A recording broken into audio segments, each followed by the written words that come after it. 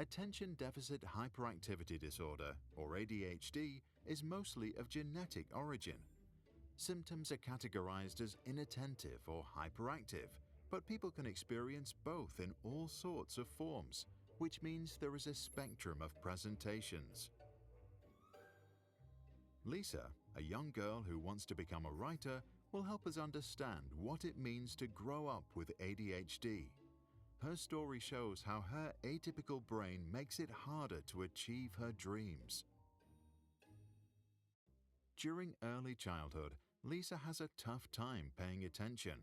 She gets distracted, starts daydreaming, and frequently forgets or loses things. Because her senses pick up too much information for her brain to process, she gets overwhelmed, and as a result, she often cries or becomes frustrated. Her parents, who don't know better, scold her instead of helping her to deal with the pain. In primary school, Lisa can't sit still and often disrupts the class. She is smart, but besides English and the arts, has bad grades. It is not long before Lisa is branded as lazy, as someone who doesn't use her potential. It's also hard for Lisa to make friends. She feels different and is bullied. The few friends she has tell her that she is too emotional, but admire her. In middle school, Lisa starts doodling to help her stay focused, but her teacher doesn't like that and scolds her because he thinks she is distracted. And so she masks her inattention and puts all her energy into nodding and making eye contact. But by doing so, she loses her concentration entirely and ends up not listening at all. This is where she turns inwards and develops a passion for creative writing.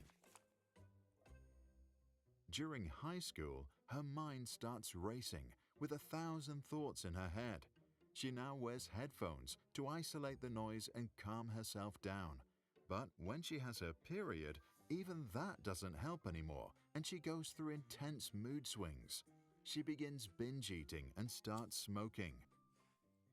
At age 19, Lisa gets into a top literature program, but the responsibilities of everyday life are overwhelming. She feels burned out, stops showering, cleaning up, and going to class. One evening, she tells her best friend that she can't handle it anymore. All her life, she has been too different to ever fit in. All her life, she felt like a burden to others.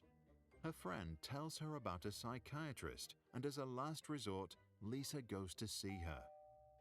The psychiatrist first thinks it's depression, but then, asking about Lisa's childhood and family history, she notices something else and requests more tests. A few weeks later, Lisa is diagnosed with ADHD and depression. The doctor explains to Lisa that ADHD is not limited to the most well-known symptoms. For example, people with ADHD also have deficits in their executive functions, such as working memory, time perception, or emotional regulation. Some also get sleepy when drinking coffee. However, they often also have higher levels of creativity, are more caring, and are more curious than their peers, making them great artists or scientists. Plus, they react more calmly to stressful situations. Some become fearless firefighters or outstanding surgeons. The psychiatrist goes on to explain that ADHD symptoms can be treated with medication and therapy, and that regular sleep and exercise can help too.